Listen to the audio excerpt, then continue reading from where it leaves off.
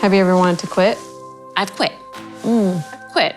I've disappeared. I've quit. I've stopped doing everything before. I quit. I'm like, not doing this anymore. In those moments, I've been able to motivate myself to get back up because it's like the passion is what drives you.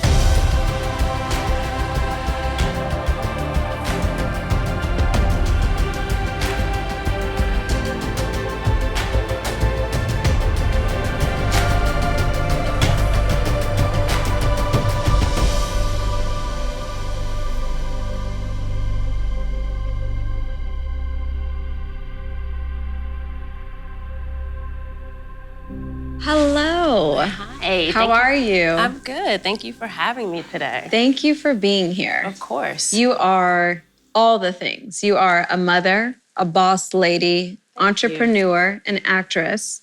And you but you created a line for you and your daughter called Glitter and Lace. Yes. How did you believe or know that that was something that you needed to dive into, knowing that you had your hands in all these other things?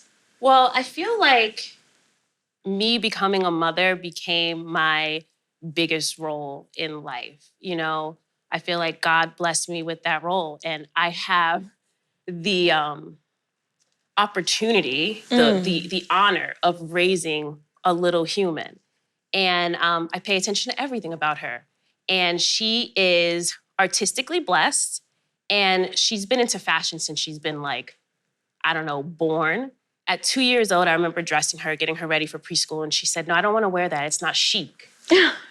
So she knew right away off the bat. I'm like, how do you even have chic in your vocabulary? So, you know, I knew there was something special there, and she would go to school and she would design dresses and bring things home to me and say, "Mommy, look what I made." And I feel like it's my job to nurture that, you know, not push it too much, but like really nurture that. And I have so many resources available to me. I was like, how beautiful would it be if I could create a line with my daughter now? She was 4 at the time when we started the line. And we do this together, me as a role to empower other mothers and empowering my daughter to show her the process of creating, you know, in doses. Because we're not pushing her to be a baby billionaire. Maybe. Right. But never know. You never know. But we take it in doses, and it's something that we can do together. It's something that nurtures her creativity. And I hope that one day when she's 18, she, you know, takes the brand and turns it into a contemporary brand, and she can always go, you know what, I started that brand with my mom when I was younger. Yeah. And I did it because she's looking at everything I'm doing. She knows about pastry and what me and Angela built, and she has questions about fashion and how it works. And I feel like since that instinct is already there, why not nurture it? Yeah. Why not? She gets so much joy out of creating and seeing something come to fruition. Yeah. She talks about it all the time. She's like, "Mommy, can me and my friend Naya, can we design the line for next season?" I'm like, yeah, of course. It makes me excited. So, you know, I feel like my biggest role in life is being a mother, and anything and everything to make her happy or to shape and build a generation next, you know? Yeah. And I'm a mom as well, a pretty new mom. I have a 15-month-old. And I know with being an entrepreneur and working, a lot of times the mom guilt can trickle in. You know, just the guilt of, can I hop on the Zoom or can I not hop on the Zoom, or going to this meeting or showing up on set. You have that propensity to feel like you're doing something wrong, but in all actuality, it's really empowering us. Yeah. How have you dealt with mom guilt when it comes about, you know, during your daily life? It comes up all the time. All the time. And especially because, you know, I have a part of me that still finds it very necessary to prioritize me. You know, a lot of people become mothers, they become parents, and they feel like it's some sort of deadline, that everything they needed to accomplish needed to be accomplished before they had their kids.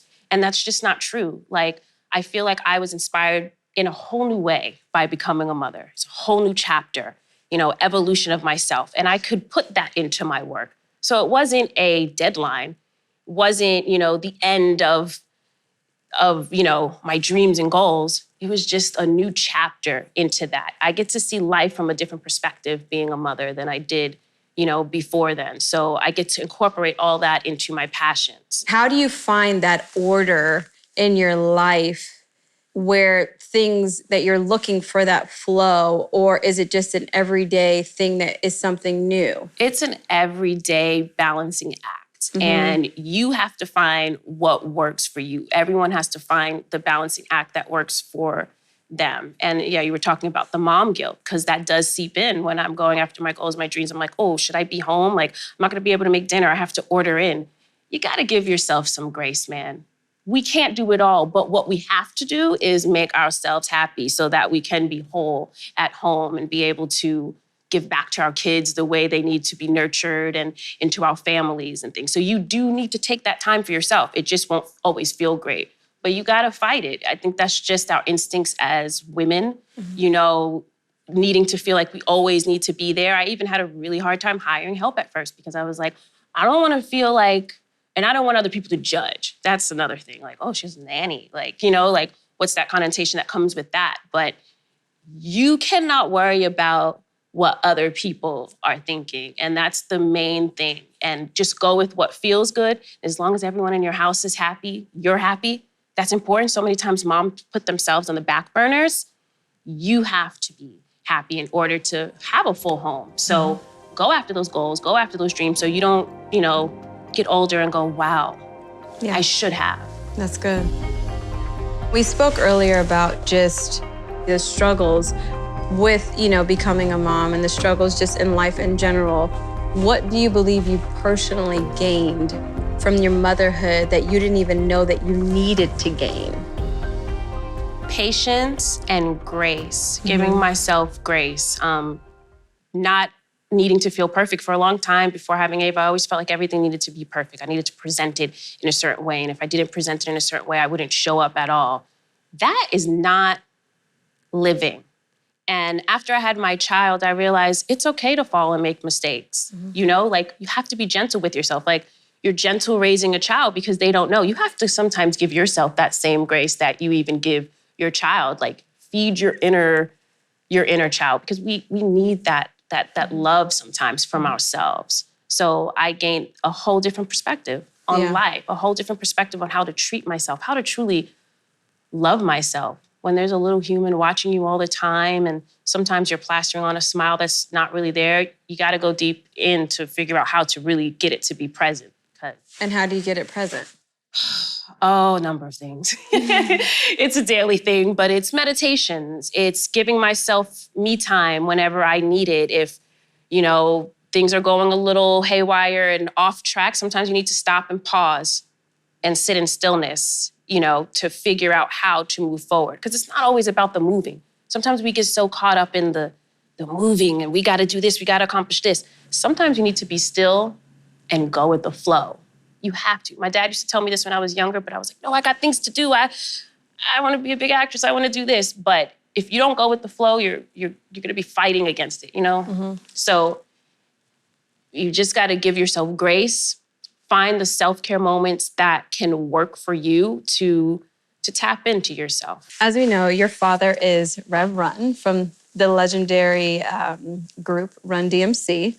You grew up as his oldest daughter, and as we were speaking, my father was a Major League Baseball player and Major League coach. And so with that, my identity and really knowing who I was very intertwined with who he was, which is not necessarily a bad thing, but you can get lost in it. I was always known as Jerry Manuel's daughter, not Natalie Manuel. And so I'm sure you probably had the same parallel situation of being known as Rev Run's daughter, not just Vanessa Simmons. What was that season like for you, or what was that journey like to finding your true identity outside of that? I'd say that I'm still on that journey. You know, people are always like, oh, you have to get from underneath your father's spotlight or your family's shadow. And I'm like, no, why? It's not that I want to be in their shadow, but I'm incredibly proud of where I come from. So I'm not extracting myself from it. I'm proud of my roots. I'm proud of where I come from. My thing is, I just always wanted to be able to add to that legacy. And it's incredibly hard when there's such huge shoes to fill. You know, so you just, again, you got to not care about other people's judgment and go forth with something that you feel passionate about to add to society, like add to the world. Like that's what I feel like my daily fight is like, what is my purpose? Why am I here? You know, I came from this amazing family, but how can I add to that legacy? Do you know why you're here and do you know your purpose? It's always developing. It's always evolving. I know that I feel like I'm here to inspire and empower. I do. I feel like I've been put in like a privileged position and I don't deny that at all in life. So I feel like sometimes part of my purpose is to inspire and empower other people to live into their true purpose by just totally being who I am and living into everything I'm passionate about and trying to not think about what other people say because we all fall short of that sometimes. But the constant like pushing that away because it can get hard. Like we had Run's House pretty early on and we were like kind of put into the spotlight at an early age and like it's fun. There's tons of pros, but then there's also I love that show, by the way. Thank you. I loved it. I would definitely binge it. It also like just put us out there and then it's big and then, a lot of people have a lot of opinions that they throw on us and it's important not to let those opinions stick to us. How do you do that? I don't know. Because I mean, I know for me, it's still a wrestle. It's a wrestle. I've even retracted myself from everything for a while because I feel like, I'm not meeting my dad at that level, and people have so much to say and they put all their opinions on me and then I'm like, well, then I'm just not going to do it at all. But I am being a disservice to myself and to people that I could possibly impact or that people that can relate to me. So it's a constant, everyday thing. But I just feel like as long as I am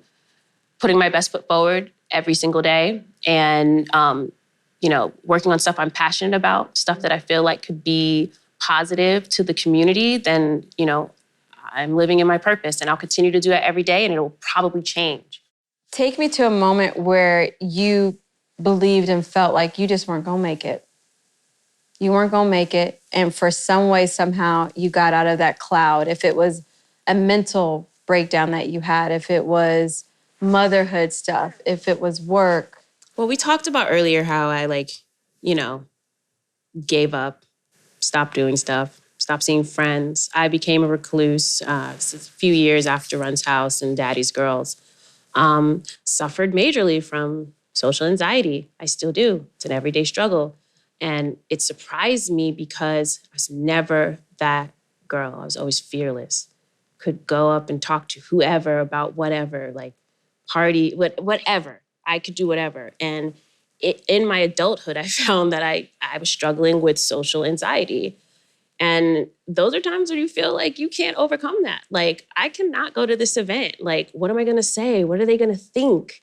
Those are the times where I had to really, really fall back in love with myself and train myself to fall back in love with myself and take affirmation serious, take my prayer life seriously, take, those inner moments more seriously to build myself back up. But I still struggle with, social anxiety. How do you train your mind? Meditation, affirmations. Like in the morning, I take my daughter to school. I make her say, I am happy, I am happy, I am happy, like 10 times. And she's like, Mommy, after I finish it, I can't explain it. A smile comes on my face. That's how I know stuff like that works. And that's stuff I do to myself. I have to wake up every morning and go, I am enough. I am enough, I am enough, I am enough, I am enough.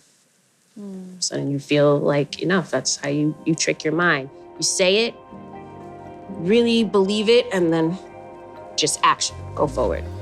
You said in an interview during the pandemic that you had to lean in and do some internal work. What did that internal work look like, and what was the catalyst? The catalyst was that we were stuck at home and we were stuck with our thoughts and whoever lived within the walls we live in. And you had a lot of time to think. And I had a lot of time to think about what I was contributing to the world, what I was contributing to myself. Because like I said, we're always on the go, always on the move, trying to make something happen. But sometimes we forget to love on ourselves, truly. So I went on the process of refalling in love with myself, not who I am in the public, not I'm Reverend Run's daughter, not, I'm Simmons, no, my soul. Who am I?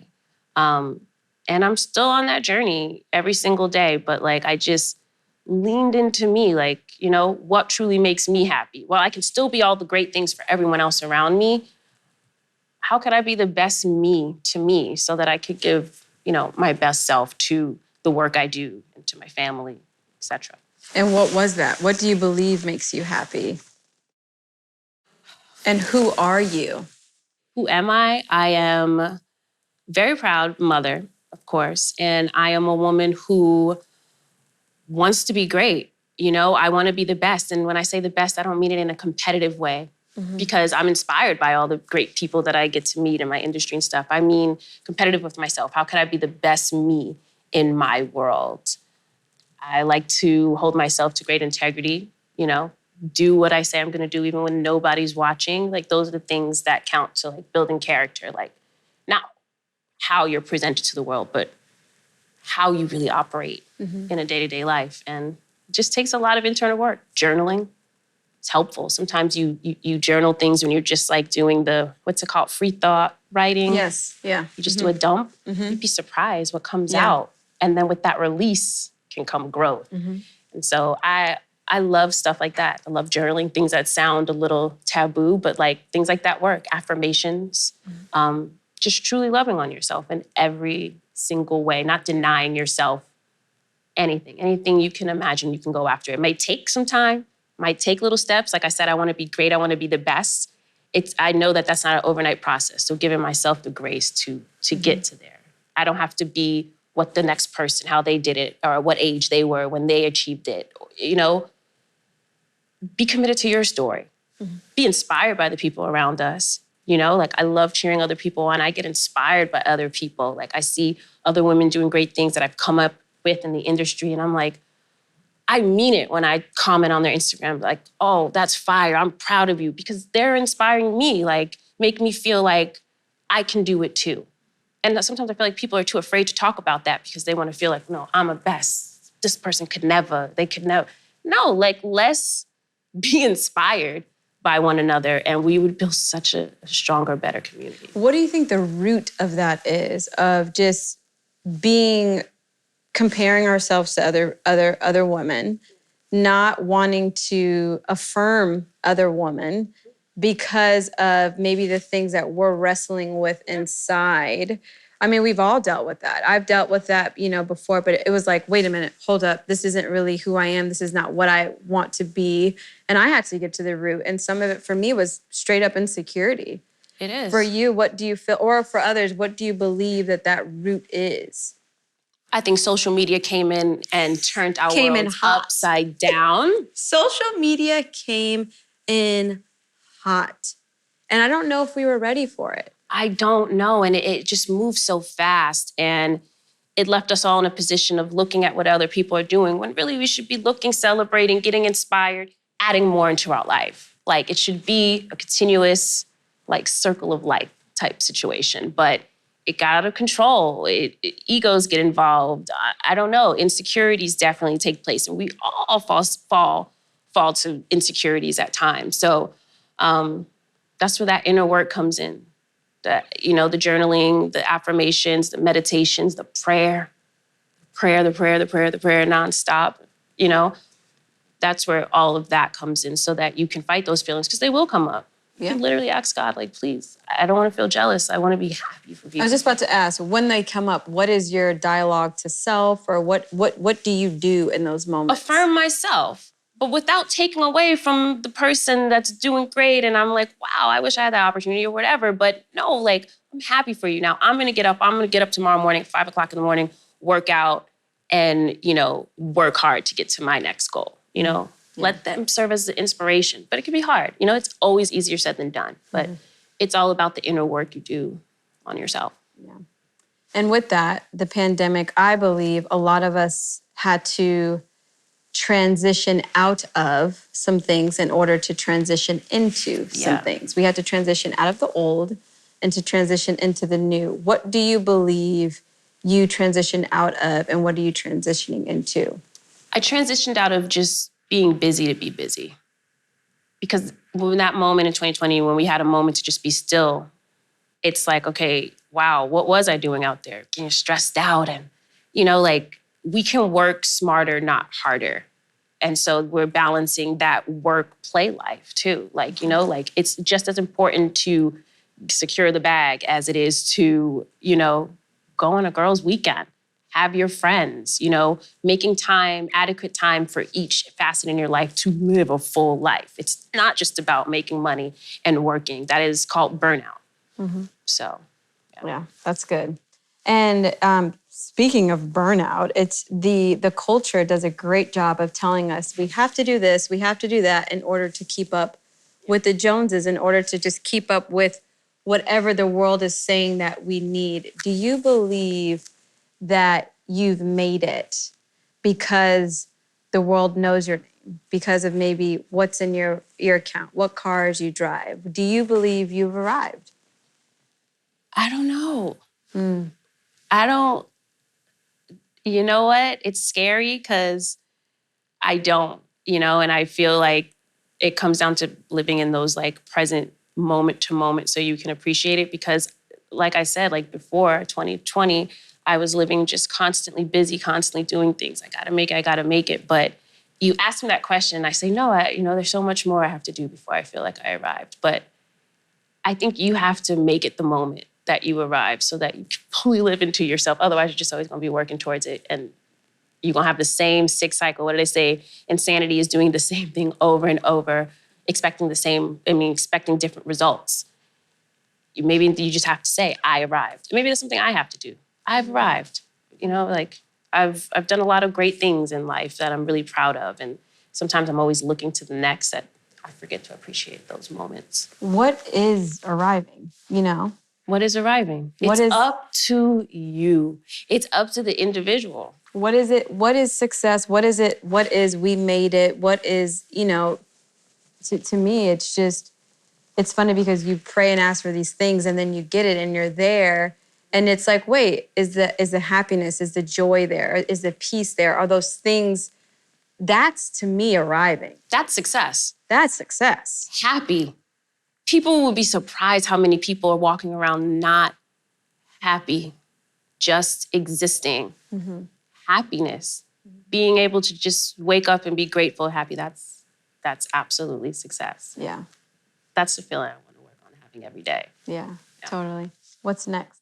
I am acting, preparing for a production on another film, so I'm really excited about that. That is something I have been passionate about my whole life and have worked towards, so I'm blessed that I get hired and get to have opportunities within the industry I work towards. And building out the business. Me and Ava are rebuilding Glitter and Lace, and she's 8 now. And the last time she designed a line, she was 5. So she's very excited I can't believe she's already designed at 5. Yeah, she has like a little tiny form at home, and she designs for her doll. She'll make little dresses and fairy wings and corsets.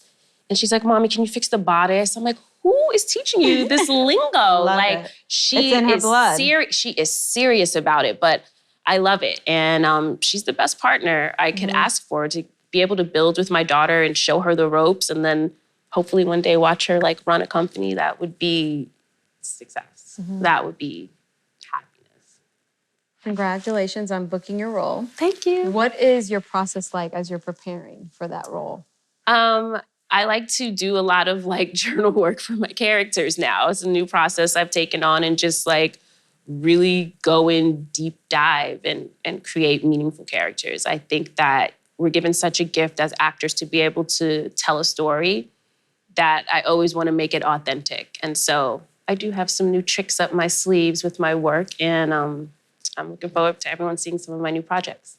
Okay, I want to stay here a little bit and then Yeah. we can wrap it up. With acting, as we know, there's a lot of no's that you get before you get that one yes. How do you stay optimistic knowing that you're going to get that no after no, AKA that rejection, but yet you keep going after it? What would you tell an actor or actress coming up that is going after those roles, and they're just getting no after no and just are weary? Yeah. They're weary in the process, and their belief has been interrupted with disbelief. It's been interrupted with uncertainty. What could you say to them, and how do you keep going? I've been there. You get so many no's, it feels out outrageous. Like, it's like you can't even endure another no. But it's in those moments when you keep getting back up. Each of those no's should strengthen your talent. It sounds crazy, but it could take away from your confidence, but you can't let it, because there's so many politics that go into picking, actors and actresses for roles. It won't be because you're terrible. It just means that your opportunity is just around the corner. You got to keep getting up and going. Keep chipping off at the block. What does the book say? The Alchemist, we got to put in out 10,000 hours. That's real. And that's a lot. You hit that 10,000 hours, though, you'll see some changes. It's like magic. But you got to put in that work, till you get that opportunity. And to stay focused, to stay on your game, just keep studying. Keep inspiring. Keep motivating yourself. And know that your opportunity is around the corner, but everyone goes through it. It's like a rites of passage into acting. Have you ever wanted to quit? I've quit. I've quit. I've disappeared. I've quit. I've stopped doing everything before. But in those moments, I've been able to motivate myself to get back up, because it's like the passion is what drives you, the passion. But I've quit. I'm like, not doing this anymore. Yeah. I'm not going to another audition and getting told no. You guys think you are telling me no. It's a great audition. I know. I know what I put into this. I know I prepared. Yeah. So that's so real.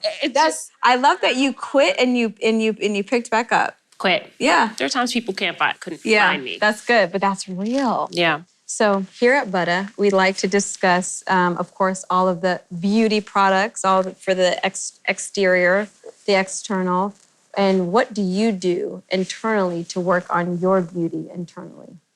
Internally, like I said, that self-work, making sure that I'm feeding myself right, treating myself right, because all of those things count from the inside out. Just strive every day to be a better mother, better sister, better friend, a better me. Thank you so much. Thank you.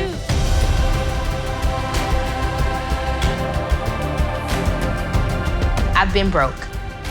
I know what it's like to not eat. I know what it's like to not have hot water. I know what it's like to not have lights and having to light a bunch of candles so that I can pick out my clothes for school the next day.